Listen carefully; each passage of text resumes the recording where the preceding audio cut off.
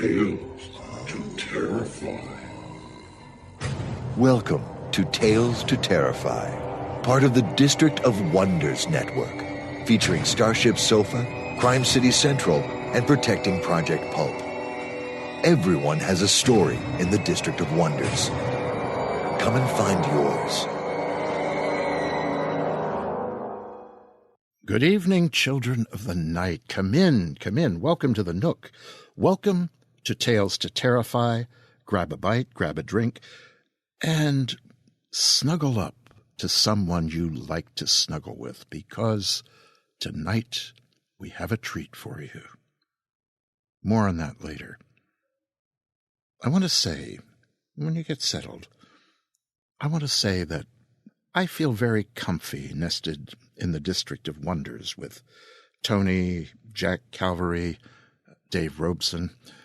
We've got an excellent start here on taking over the world, so I am looking forward to what will be my portion of that empire. I'll leave that to your imagination. The kickoff shows, by the way, for Crime City Central and Protecting Project Pulp were superb, and the Starship is in jump drive as always. I hope some of you midnight people out there will stand up to the brighty sounds of day and peer your ears and imaginations into the District of Wonders and drink deep from that font.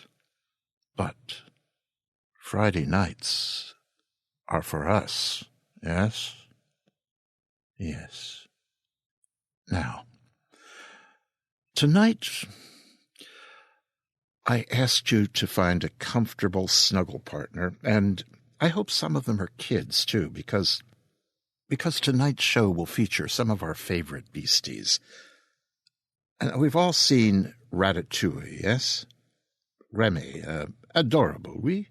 So cute, his little kumquat nose. Très charmant, His family, though, they come out all right in the end, but earlier in their swarming, furry, squeaky ways, didn't they maybe give you just a touch of the willies, Yes, and they were cute. Tonight, we feature not cute rats. Rats below, rats around, above, rats everywhere. Everywhere there is to be, there will be rats. Tonight, yes, we'll have a classic tale from a little-known French writer, Georges Toudouze. Georges Toudouze was the son of a far more famous writer, Gustave Toudouze. Yes, another artist most of us have never read or even knew existed. But Georges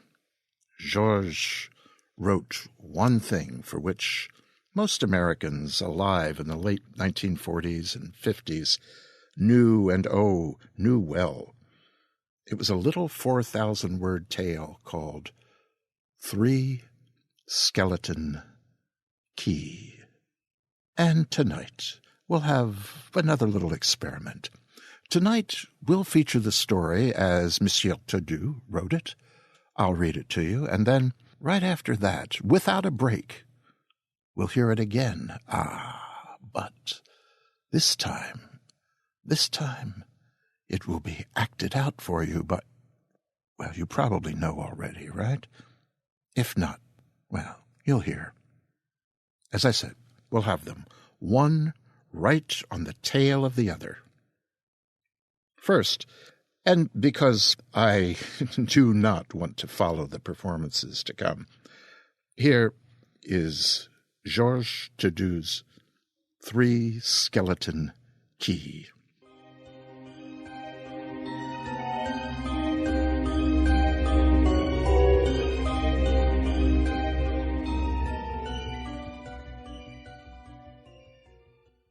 My most terrifying experience?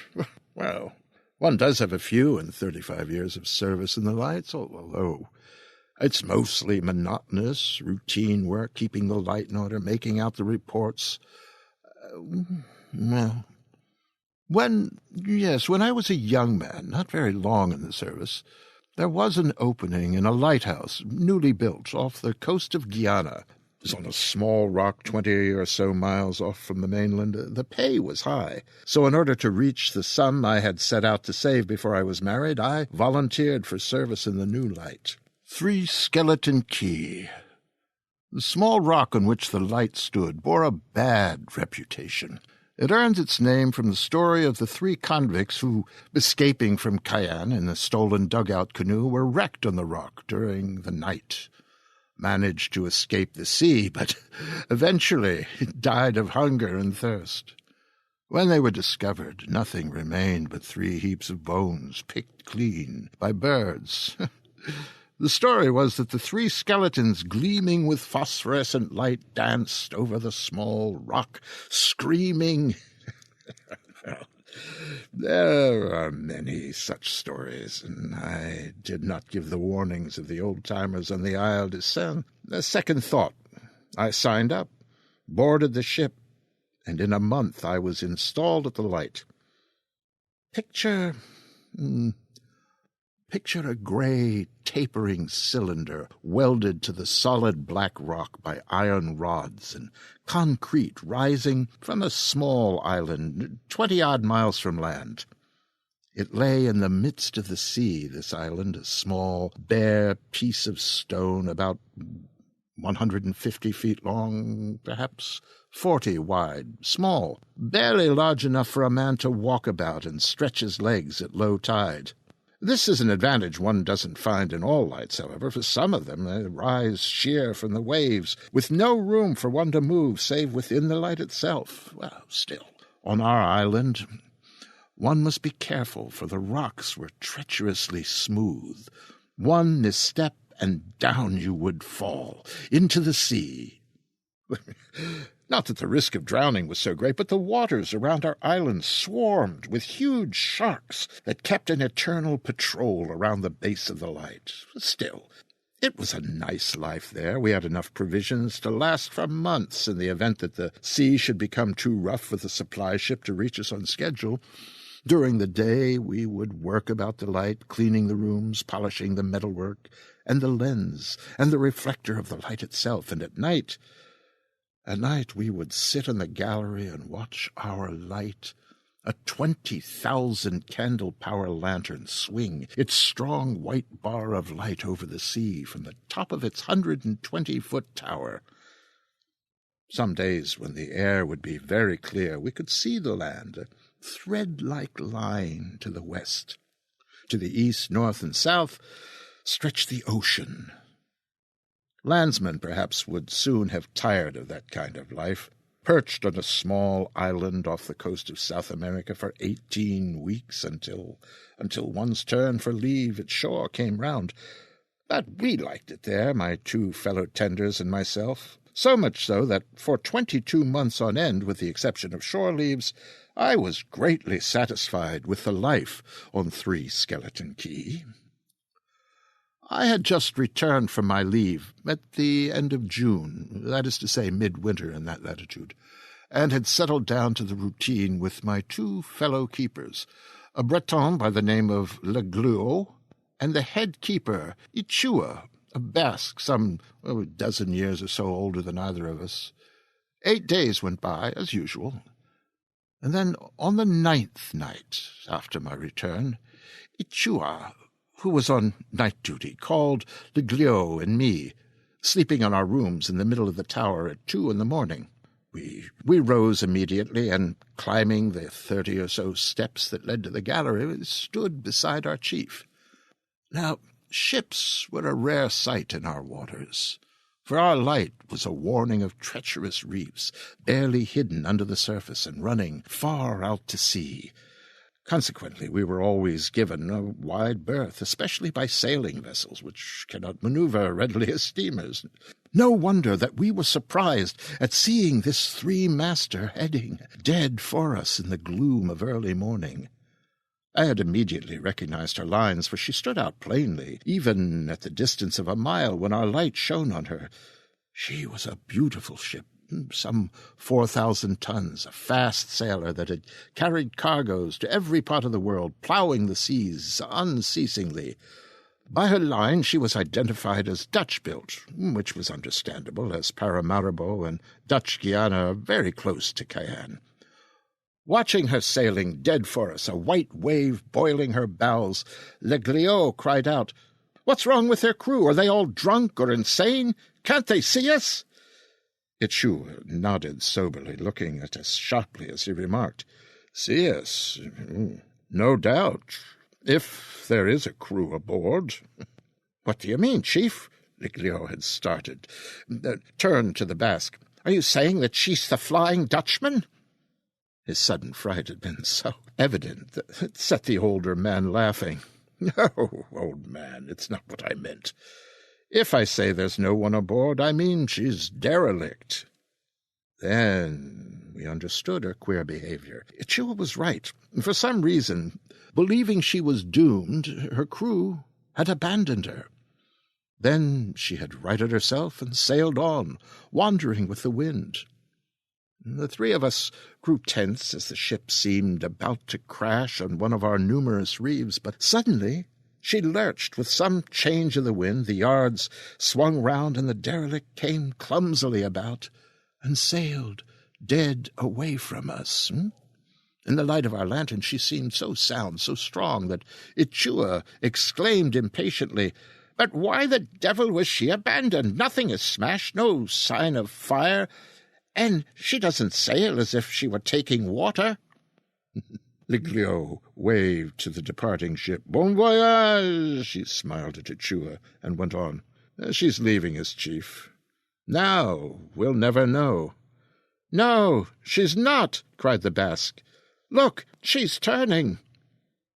As if obeying his words, the derelict three-master stopped, came about, and headed for us once more, and for the next 4 hours the vessel played around us, zigzagging, coming about, stopping, then suddenly lurching forward. No doubt some freak of current and wind, of which our island was the centre, kept her near us. Then suddenly the tropic dawn broke. The sun rose, and it was day, and the ship was plainly visible as she sailed past us. Our light extinguished, we returned to the gallery with our glasses and inspected her.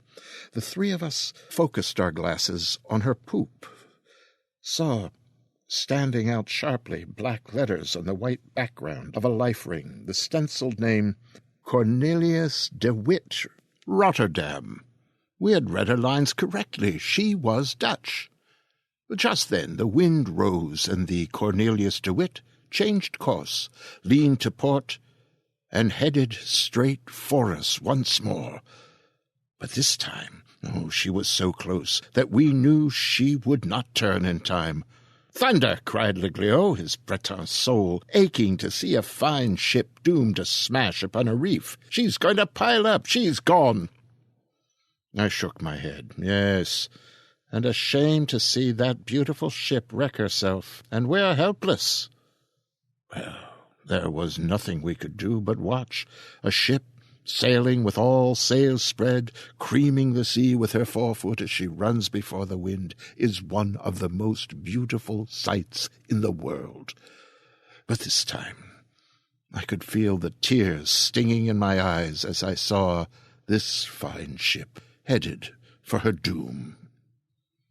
All this time our glasses were riveted on her, and we suddenly cried out together, "The rats!" Now we knew why the ship, in perfect condition, was sailing without her crew aboard. They had been driven out by the rats. Well, not these poor specimens of rat you see ashore, barely reaching the length of 1 foot from their trembling noses to the tip of their skinny tails, wretched creatures that dodge and hide at the mere sound of a footfall. No. These were ship's rats, huge, wise creatures born on the sea, sailing all over the world on ships, transferring to other, larger ships as they multiply. There is much difference between the rats of the land and these maritime rats, as between a fishing smack and an armored cruiser. The rats of the sea were fierce, bold animals, large, strong, and intelligent, clannish, and sea-wise, able to put the best of mariners to shame with their knowledge of the sea, their uncanny ability to foretell the weather. Oh, and they are brave, the rats, and vengeful. If you so much as harm one, his sharp cry will bring hordes of his fellows to swarm over you, tear you, and not cease until your flesh has been stripped from your bones. The ones on this ship, the rats of Holland, oh, they're the worst, superior to other rats of the sea, as their brethren are to the land rats. There is a well-known tale about these animals. A Dutch captain, thinking to protect his cargo, brought aboard his ship not cats, but 2 terriers, dogs trained in the hunting, fighting, and killing of vicious rats. By the time the ship, sailing from Rotterdam, had passed the Ostend Light, the dogs were gone and never seen again. In 24 hours, they had been overwhelmed, killed, and eaten by the rats. At times, when the cargo does not suffice, the rats attack the crew, either driving them from the ship or eating them alive. And studying the Cornelius de Witt, I turned sick, for her small boats were all in place. She had not been abandoned. Over her bridge, on her deck, in the rigging, on every visible spot, the ship was a writhing mass, a starving army coming toward us on a vessel gone mad. Oh, our island was a small spot in that immense stretch of sea. The ship could have grazed us, past to port or starboard with its ravening cargo, but no, she came for us, at full speed, as if she were leading the regatta at a race, and impaled herself on a sharp point of rock. There was a dull shock as her bottom stove in, then a horrible crackling as 3 masts went overboard at once, as if cut down with one blow of some gigantic sickle. A sighing groan came as the water rushed into the ship.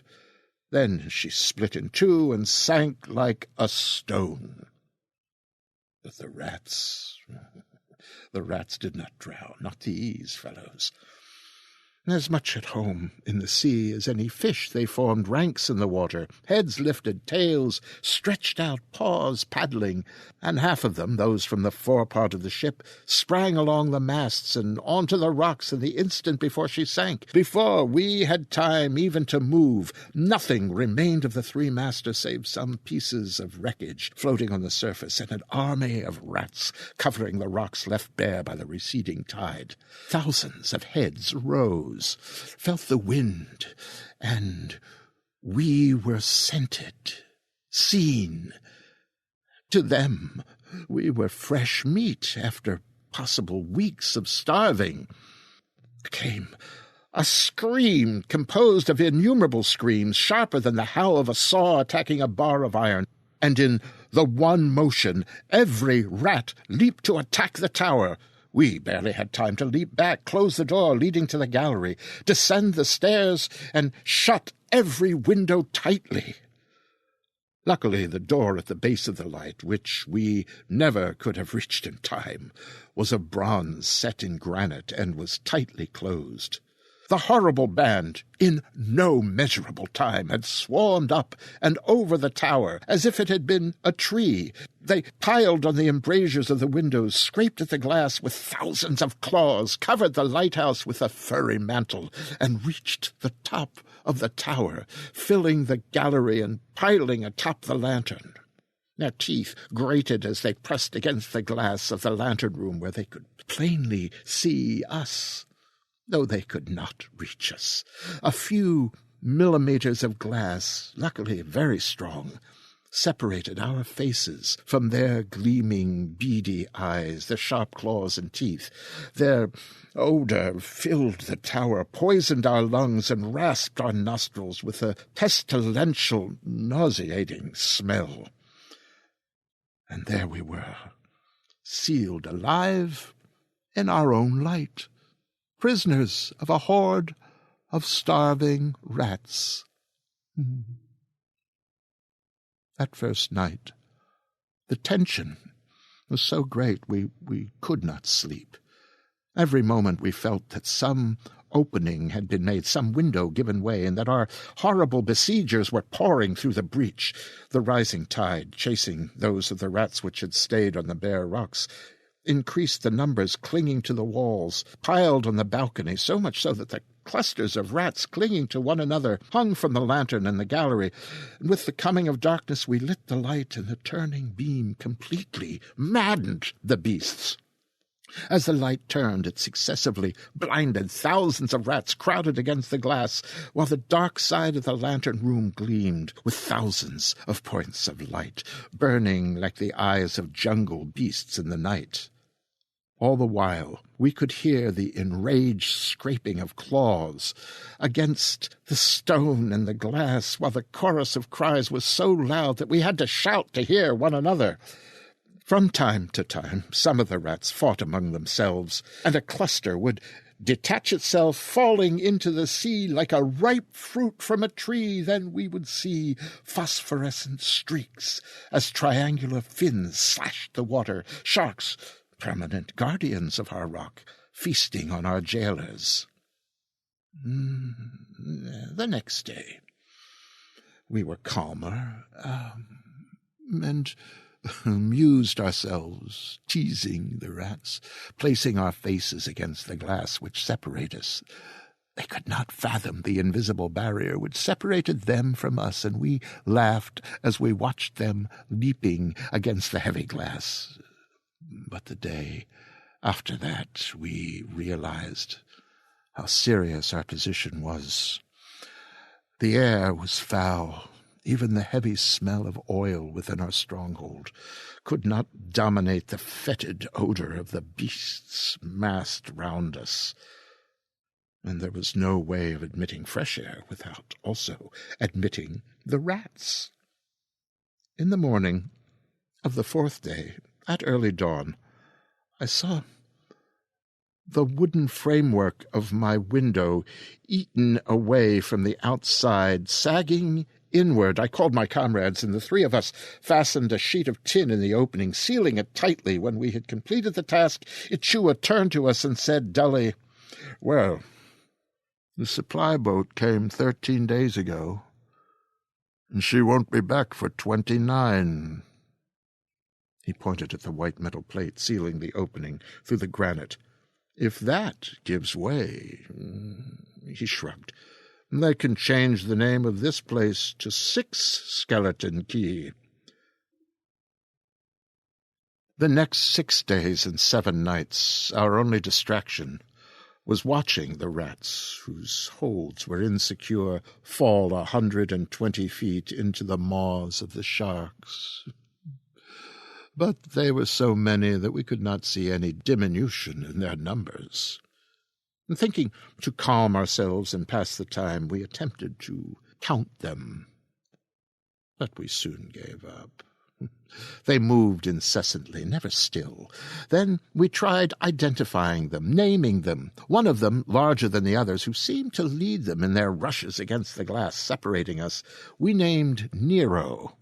And there were several others whom we had learned to distinguish through various peculiarities. But the thought of our bones joining those of the convicts was always in the back of our minds, and the gloom of our prison fed those thoughts, for the interior of the light was almost completely dark, as we had to seal every window in the same fashion as mine, and the only space that still admitted daylight was the glassed-in lantern room at the very top of the tower. Then Leglio became morose, and had nightmares in which he would see the 3 skeletons dancing around him, so vivid that Ichua and I began seeing them also. It was a living nightmare, the raging cries of the rats as they swarmed over the light, mad with hunger, the sickening, strangling odor of their bodies. True, there is a way of signaling from lighthouses, but To reach the mast on which to hang the signal, we would have to go out on the gallery where the rats were. There was only one thing left to do. After debating on the 9th day, we decided not to light the lantern that night. Now this is the greatest breach of our service, never committed as long as the tenders of the light are alive. For the light is something sacred, warning ships of danger in the night. Either the light gleams a quarter hour after the sun goes down, or no one is left alive to light it. Well, that night, 3 Skeleton Light was dark, and all the men were alive. At the risk of causing ships to crash on our reefs, we left it unlit, for we were worn out, going mad. At 2 a.m, while Ichua was dozing in his room, the sheet metal sealing his window gave way. The chief had just enough time to leap to his feet and cry for help, the rats swarming over him, but Liglio and I, who had been watching from the lantern room, got to him immediately. The 3 of us battled with the horde of maddened rats which flowed through the gaping window. They bit. We struck them down with our knives. We retreated. We locked the door of the room on them. But before we had time to bind our wounds, the door was eaten through and gave way, and we retreated up the stairs, fighting off the rats that leaped on us from the knee-deep swarm. I do not remember to this day how we managed to escape. All I can remember is wading through them up the stairs, striking them off as they swarmed over us, and we found ourselves bleeding from innumerable bites, our clothes shredded, sprawled across the trapdoor on the floor of the lantern room without food or drink. Luckily, the trapdoor was metal set into the granite with iron bolts. The rats occupied the entire light beneath us, and on the floor of our retreat lay some 20 of their fellows who had gotten in with us before the trapdoor closed and whom we had killed with our knives. Below us in the tower, we could hear the screams of the rats as they devoured everything edible that they found. Those on the outside squealed in reply and writhed in a horrible curtain as they stared at us through the glass of the lantern room. Ichua sat up. He stared silently at his blood trickling from the wounds on his limbs and body and running in thin streams on the floor around him. Liglio, who was in as bad a state, and so was I for that matter, stared at the chief and me vacantly, started as his gaze swung to the multitude of rats against the glass, then suddenly began laughing horribly. 3 skeletons! The 3 skeletons are now 6 skeletons! 6 skeletons! He threw his head back and howled, his eyes glazed, a trickle of saliva running from the corners of his mouth and thinning the blood flowing over his chest. I shouted to him to shut up, but he did not hear me, so I did the only thing I could do to quiet him. I swung the back of my hand across his face. The howling stopped suddenly, and his eyes swung round the room. Then he bowed his head, and he began weeping softly, like a child. Our darkened light had been noticed from the mainland, and as dawn was breaking, the patrol was there to investigate the failure of our light.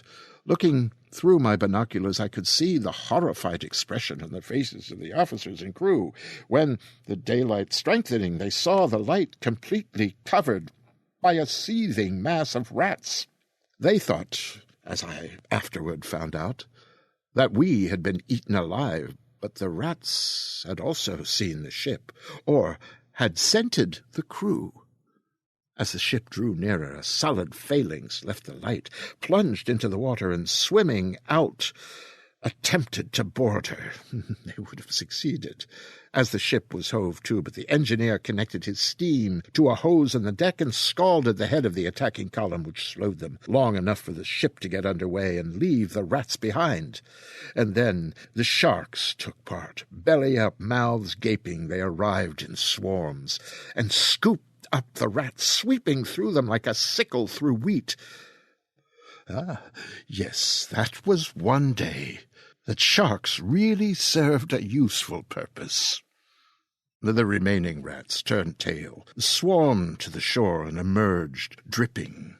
As they neared the light, their comrades greeted them with shrill cries, with what sounded like a derisive note predominating. They answered angrily and mingled with their fellows. From the several tussles that broke out, it seemed as if they resented being ridiculed for their failure to capture the ship. But all this did nothing to get us out of our jail. The small ship could not approach, but steamed around the light at a safe distance, and the tower must have seemed fantastic, some weird, many-mouthed beast hurling defiance at them. Finally, seeing the rats running in and out of the tower through the door and the windows, those in the ship decided that we had perished and were about to leave when Ichua, regaining his senses, thought of using the light as a signal. He lit it, and, using a plank placed and withdrawn before the beam to form dots and dashes, quickly sent our story to those in the vessel. Our reply came quickly. When they understood our position, how we could not get rid of the rats, Leglio's mind going fast, Ichua and myself covered with bites, cornered in the lantern room without food or water.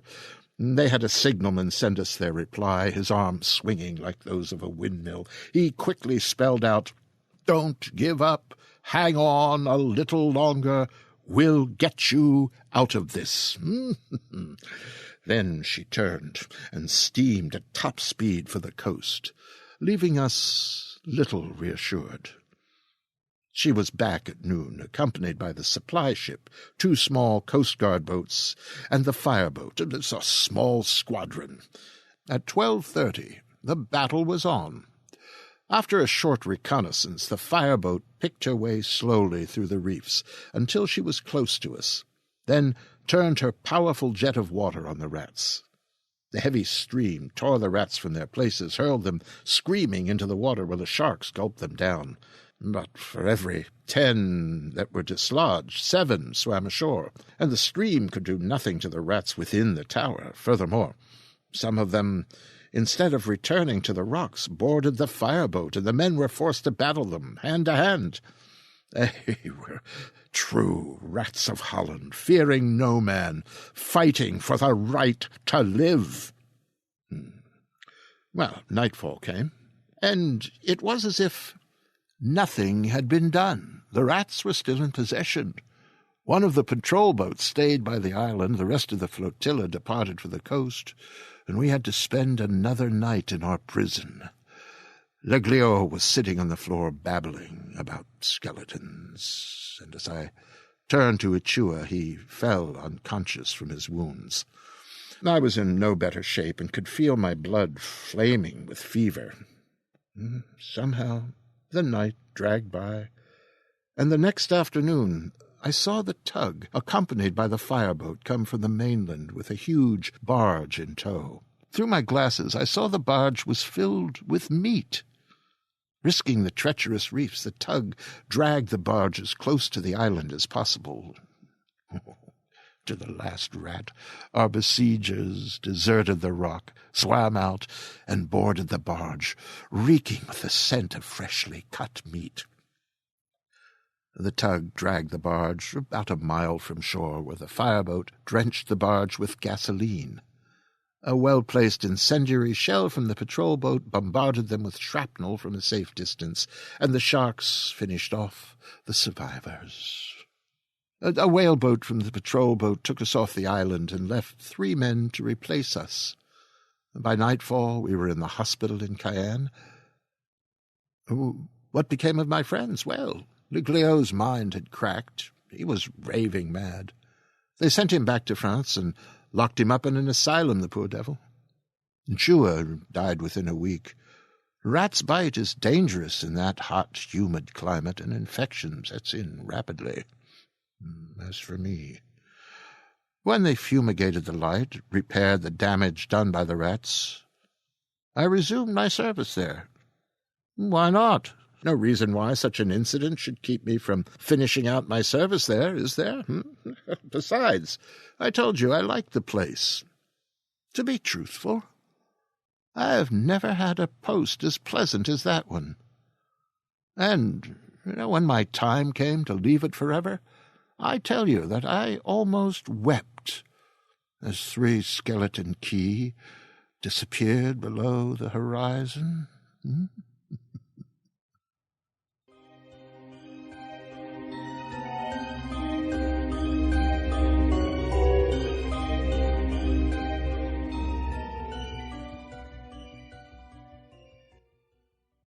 Tired of the everyday routine? Ever dream of a life of romantic adventure? Want to get away from it all? We offer you Escape! Escape, designed to free you from the 4 walls of today for a half hour of high adventure.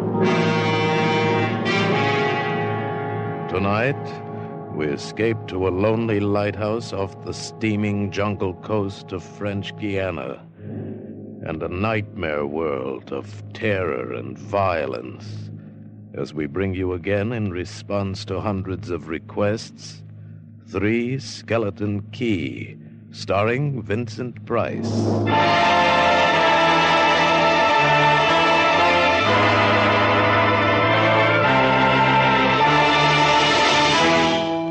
Picture this place.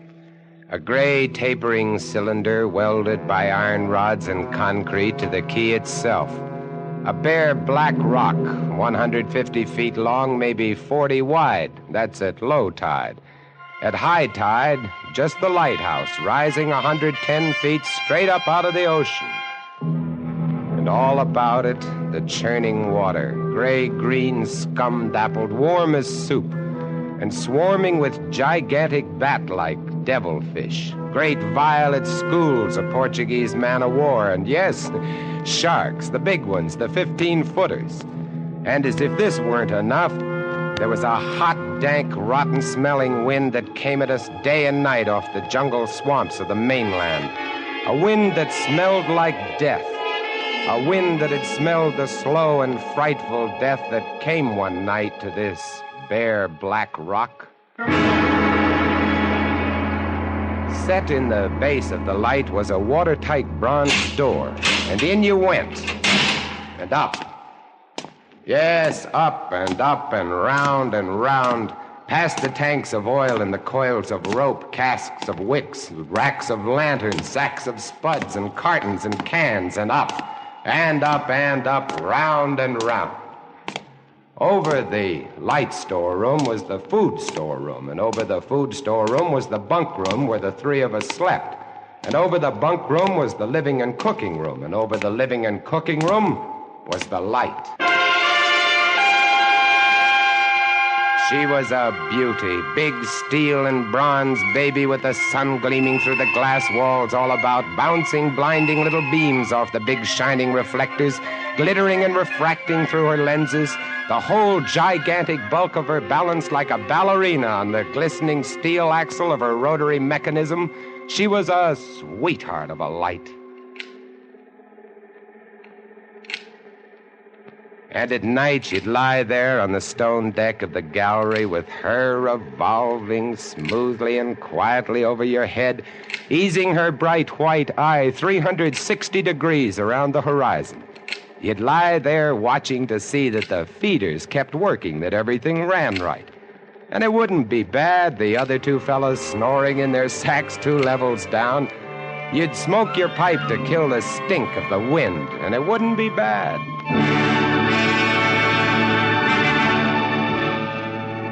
About those other 2, Louis and Auguste. What a pair. Louis, he was head man, was a big fellow from the Basque country, black beard, little hard black eyes, and a pair of arms that I tell you, those arms were as big around as my legs. Yes, head man he was, and what word he let go was law. A silent fellow, and although I spent my first 2 weeks trying to strike up a real conversation, the most I could ever get out of him was... Jean, I took up this profession because I don't like people. They want to talk too much. It's quiet work, light tending. Let's keep it that way. You're getting to be as bad as Auguste. I thought maybe for once they'd send me somebody who That could keep was his Louis. mouth shut. When he accused me of becoming like August, I quieted down because August was the talkingest man I'd ever met. The talkingest and the ugliest. He was hunchbacked, stood 4 feet high, had red hair and big blue eyes. It seems he'd been an actor in Paris. Yes, indeed. Played in over 200 different productions, dear boy, at the Grand Guignol. Oh, but it was monstrous horrible, the way we used to scare the audiences. I was hated. Yes, they used to throw things and hiss and bare their teeth at me. Finally, it got too bad. I couldn't stand it any longer. I gave up the theater. My nerves, you understand. Yes, gave it up completely. I really did. Couldn't stand it any longer.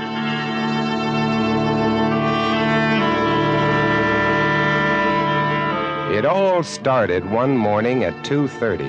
I was on watch, lying on the cool stone deck, pulling on my pipe, staring out at the blackness, the phosphorescent combers, and the big yellow stars, when out of the corner of my eye, I noticed something show up for a second, something the light had touched, far off.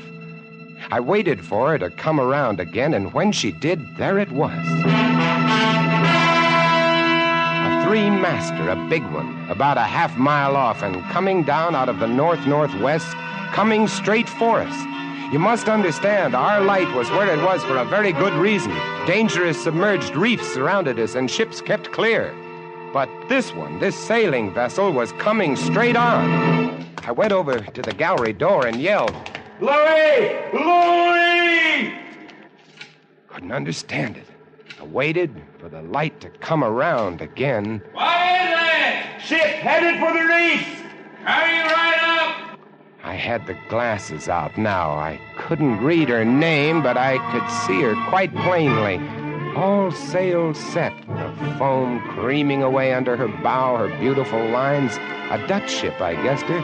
But why didn't she turn? Every time it passed, our light hit her with the glare of day. Ship? Where? Northwest. The light will touch her in a moment. Can't they see? Look at her. She just keeps coming on. Yeah, the squarehead. What is it? What is it? Watch northwest. I know what it is. Huh? What? The Dutchman, the Flying Dutchman. We did a play about her once. Oh, what a performance. You ghastly galleon, hag-ridden, curse-striven, must on. Shut up, on. will you? She's luffing. Yes. Sloppy way to come about. She's derelict, that's it. Derelict? Abandoned. The crew left her for some reason or other. But instead of sinking, she's gone on, running before every wind. She'll not run long. Not with these reefs to break her up. A beautiful ship. Now, why would men leave a beautiful ship like that? She didn't ram us, although we all expected it. But as we waited for the crash, she luffed again, caught some odd gust, and went about. We watched her the rest of those black hours, heeling and rocking, pushed and pulled by every stray wind, every freak current. Watched her until the dawn came, till the sea turned from black to a pearly gray. And on she came again, heading for us. We all had our glasses trained on her now. August, you can kill the light. Right, Chief? She doesn't look so good by daylight. Think she'll ground this time? What? I say, do you think she'll ground this time? Huh? This is impossible.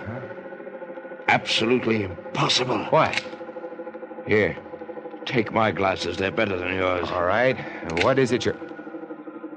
I had to focus, and then my breath froze in my throat.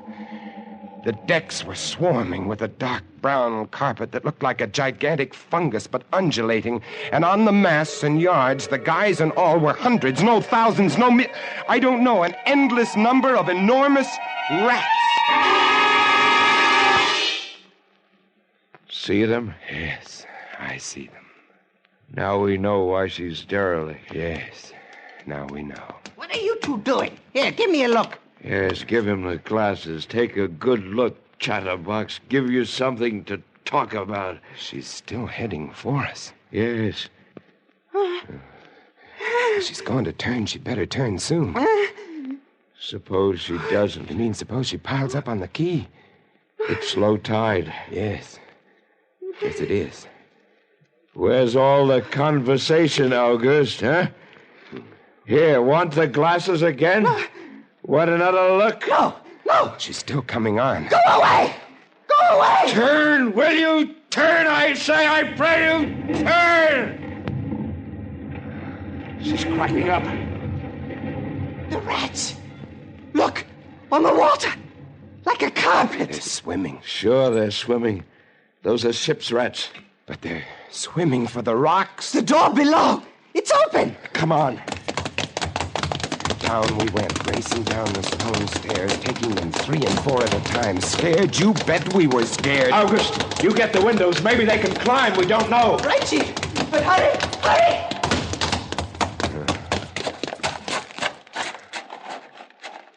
Look. See them? No.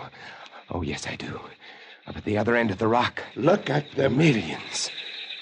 They smell us. Here they come. Close the door. Can't. It's stuck. Here. Let me. Oh, move. You move. Heave. Made it. Holy. That was close. One got in. Look, there. Get it. Watch it. He's kicking. He was as big as a tomcat, bigger. And his eyes were wild and red, his teeth long and sharp and yellow. He went for us, starving, ravenous, and we fought him, fought that one rat all over the room. It was, oh, believe me, I do not exaggerate, it was like fighting a panther. Got him. We better get aloft.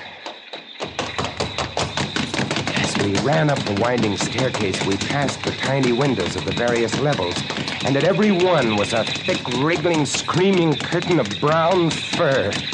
I was ahead of Louis, and I dreaded each successive level. Suppose they had found the way in. Look at them! Will you look at them? It's a nightmare. Will you look at them? The air of the gallery was thick and fetid with the stink of them. The light was dim, brown, filtered through the crawling mass that swarmed over the glass all about us. We could not see the sky. Nothing but them. Their red eyes, their claws, their wriggling, hairy snouts, and their teeth. The rats. They screamed and howled and threw themselves against the glass. They were starving. And we 3, we stood very quietly. Oh, very quietly in the center of the classroom under our beautiful light. And we waited. What can we do? What can we do, Chief? Take it easy, old man. Take it easy. I just can't. It won't do any good to stand here and shake. That's right. Anybody want a cigarette? Yes, I have one, thank you. Good boy. We've got to keep calm about this thing. Here's a light. They don't like the fire, do they? Guess not. Give me another match. You don't like that much, do you? I say? Don't rile them, August. Give me some more matches. I'll strike them and strike them and strike them until they get scared and go away. They won't go away. Not until... Finish it, Chief. Not until what? Not until they've been fed.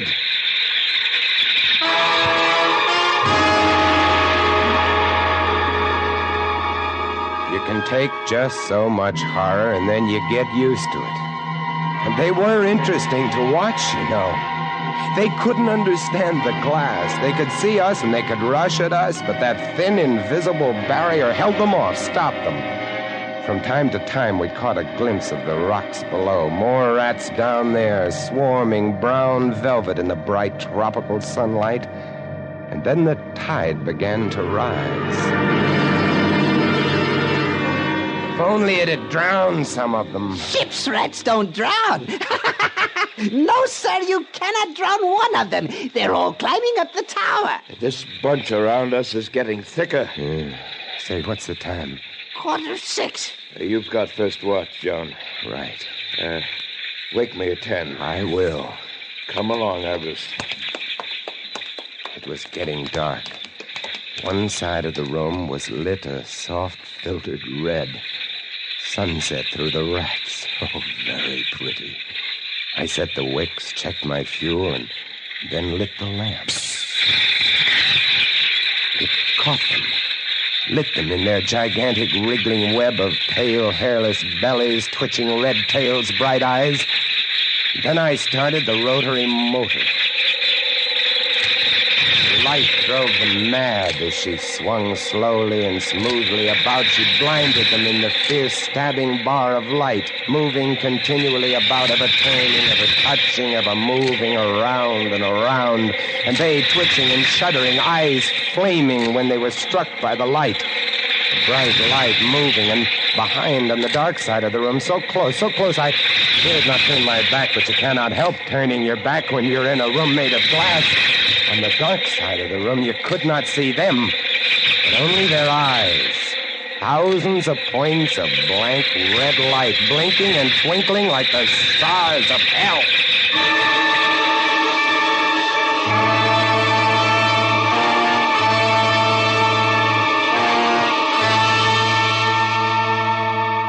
Louis relieved me at 10, but I didn't get much sleep that night, and when I came up into the gallery early next morning, there stood August, his back to me. He was bowing to the rats, waving his arms and making a speech. I am going to play once again that magnificent role which made me the toast of the Paris theatre.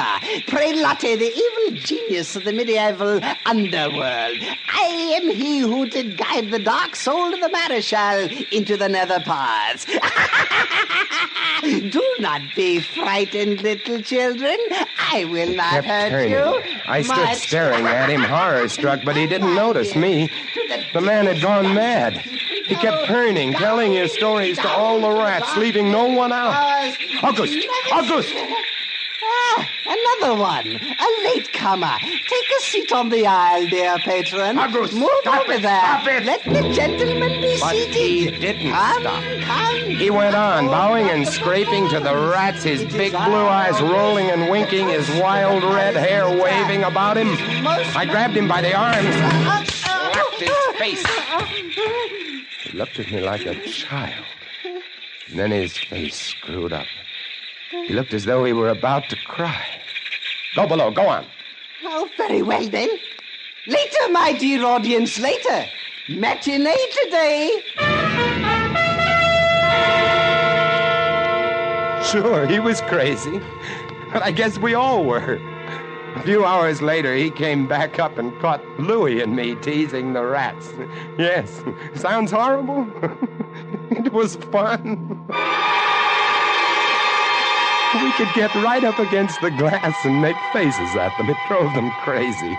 They would scratch away trying to get at our eyes. Louis was even cuter about it. He'd pull a piece of bread out of his pocket and press it against the glass. The rats would scramble into a solid ball, biting each other, clustering like grapes. From time to time, a whole knot of them would slip and fall 110 feet to the surf below. Look at the sharks! They're eating them. The sharks are our friends. Here, I'll get another bunch together. Here, my beauties. That's it. Pile up. Kill each other. There they go! Auguste joined in, too. Oh, very ingenious Auguste. He learned that if he spread-eagled himself against the glass, they'd bunch and bundle against his figure. Then he'd leap back. Look! My portrait in rats.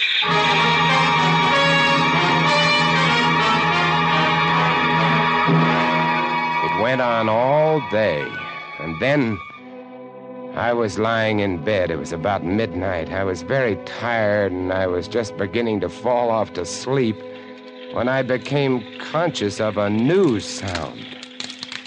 Couldn't figure it at first.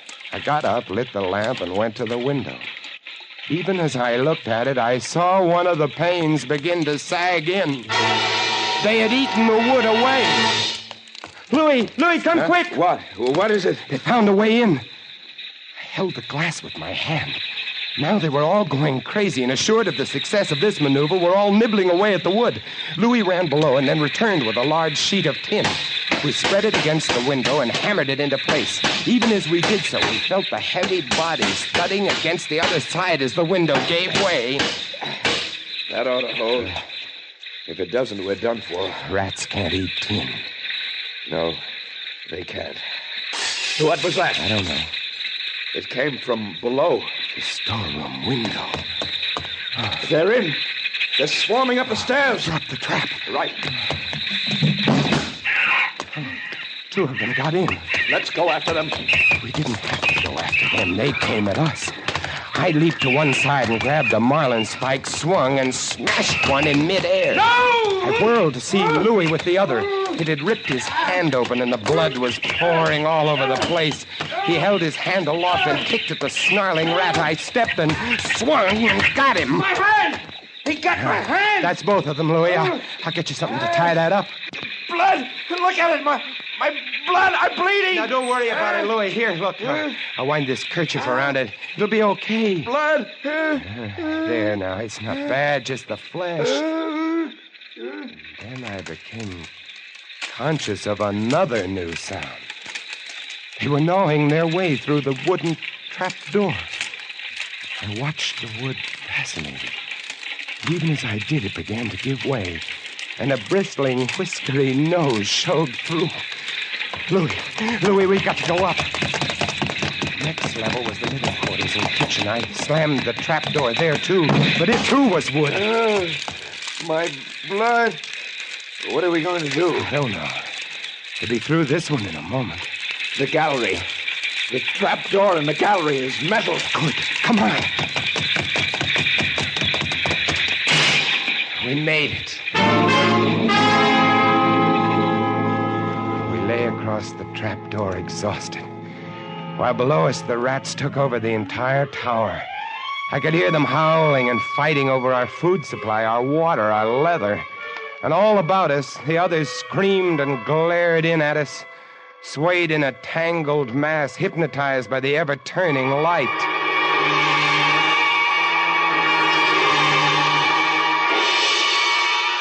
By morning, the air in the little room was horrible. Until now, we'd been getting air from the tower below. Now that was sealed off, and so was all our food and water. We lay exhausted, panting, waiting. And the hours crawled on.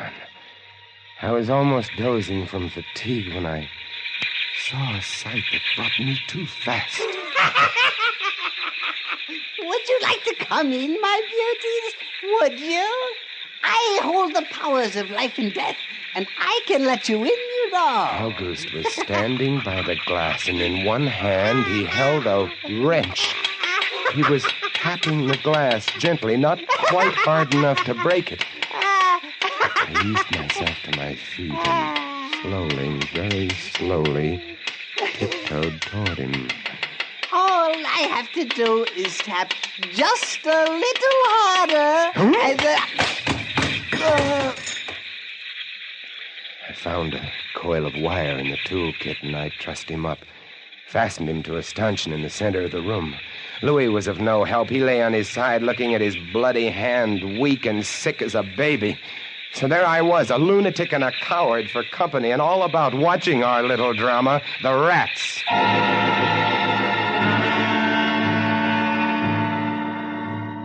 The day dragged by. The supply boat wasn't due for another 12 days. I don't know what they could have done if they had come. We had only one way of summoning them, and that was to shoot off distress rockets, but the rockets were 4 floors below. And even if they'd been right there in the gallery, I couldn't have opened a window to fire them. That night, I tended the light, but its flame was devouring our oxygen. The following day, we lay, thirst-tormented, starving, waiting, and the following night, I again tended the light, but the small supply of spare wicking we kept in the gallery had become exhausted, and quite suddenly, about midnight, the light went out. There's nothing I could do. Wicks were stored 3 levels below. Nothing I could do. Nothing. From time to time, I'd strike a match to see the clock. When I did, it lit up the million red eyes about us. All about us. Watching. Waiting. Below, it had grown quiet. They'd cleaned us out, and now they, too, were waiting. All waiting. And then the rats, quite suddenly, were silent. And then I heard it.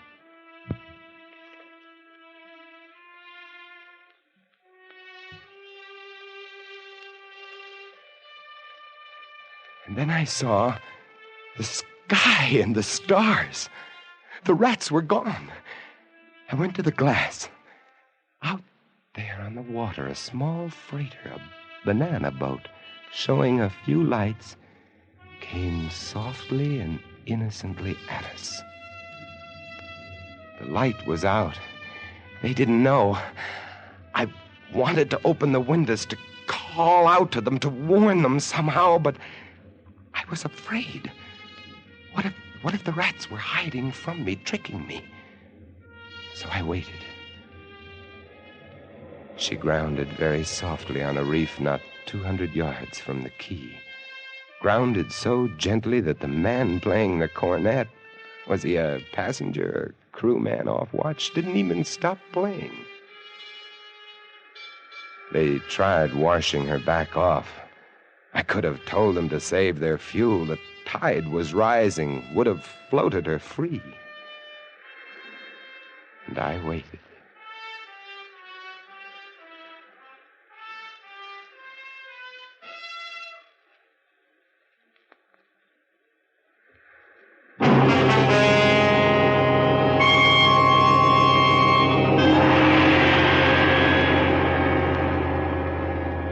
That's all. That's the story. The sun came up and there wasn't a rat on the whole quay. Every last one of that terrible army had left us, gone back to sea on their new ship. Auguste, insane asylum, he never recovered. And Louis, they took him into Cayenne where he died of blood poisoning from his bite. Oh, yes. Well, that's the whole of it. And if you'll excuse me now, I must go set my traps. No, mouse traps. No rats in this lighthouse, I should say not. Life in the lights isn't bad, but sometimes when I see a strange vessel approaching, I get a little nervous, sure. Somewhere on the seas, there's a little banana boat without a crew. That is, without a human crew.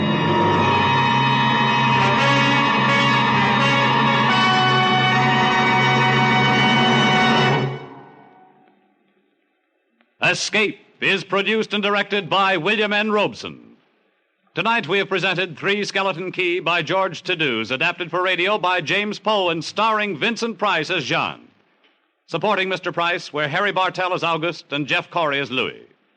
Sound effects on Three Skeleton Key, created by Cliff Thorsness and executed today by Mr. Thorsness, Gus Bays, and Jack Sixsmith, have been awarded the Best of the Year by Radio and Television Life magazine. Harry Essman was at the control panel, and special music was arranged and conducted by Del Castillo. Next week, you are swimming for your life in the dangerous waters off the Florida Gulf Coast, about to be smashed by a launch carrying a vicious criminal who must kill you or die himself. And on shore 500 yards away, the police are waiting to arrest you for murder, and there can be no escape.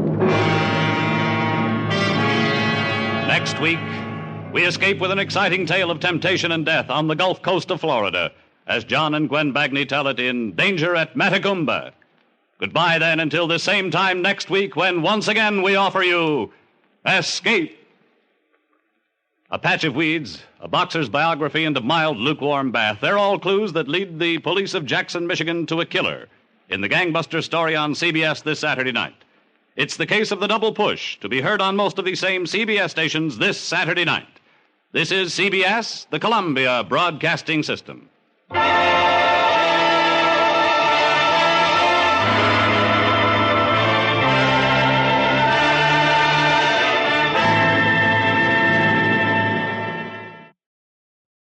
there we have it. Story and drama from Story.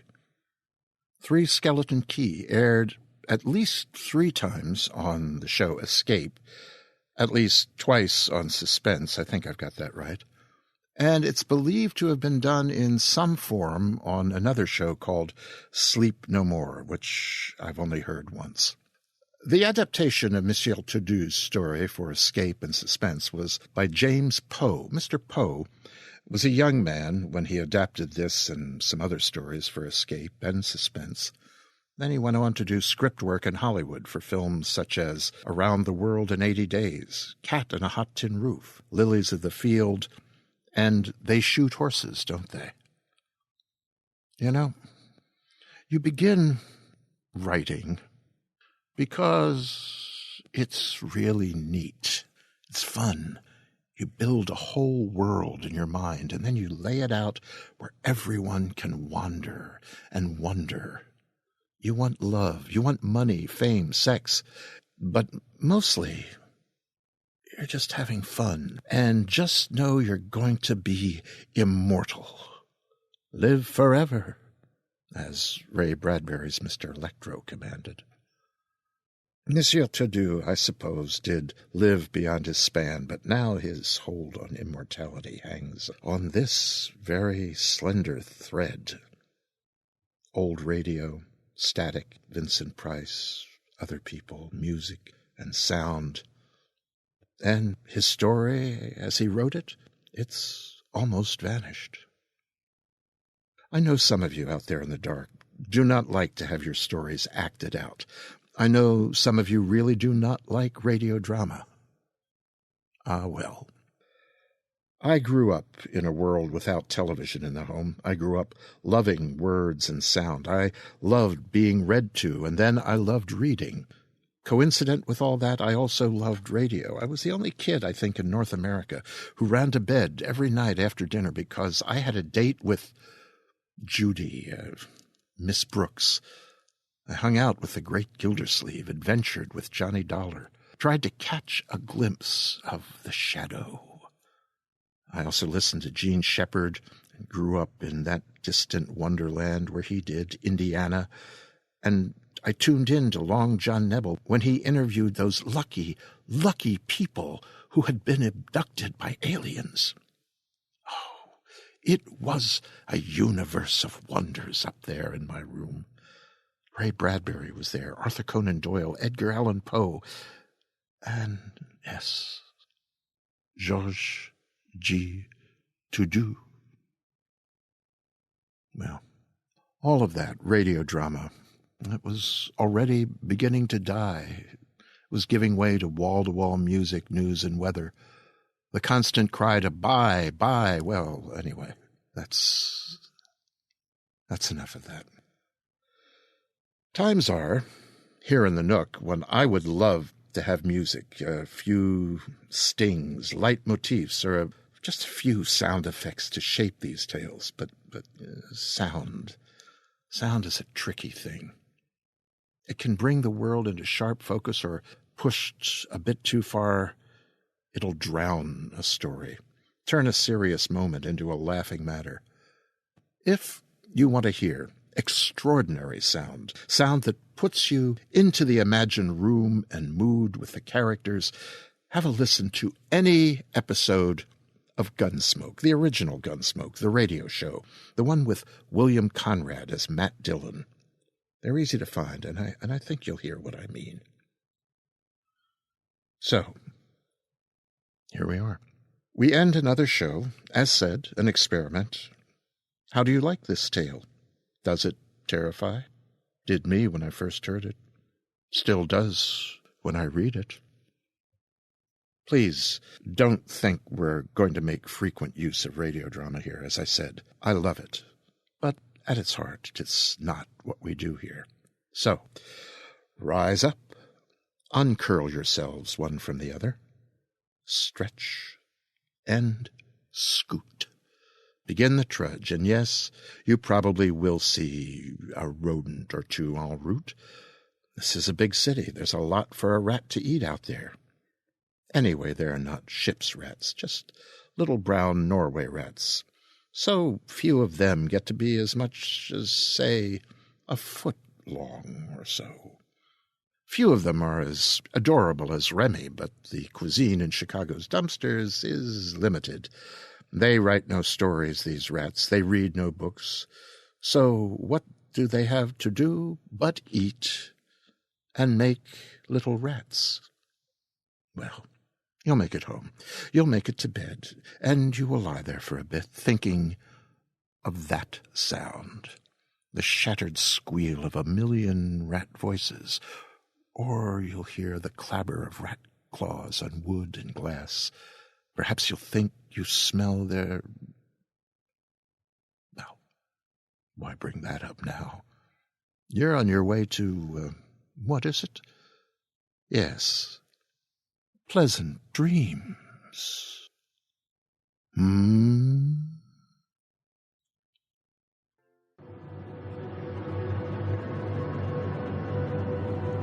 This presentation has been brought to you by the District of Wonders Network, dedicated to podcasting the finest genre fiction. You can learn more about the District of Wonders and their many literary productions at their website, www.districtofwonders.com. Thank you for listening.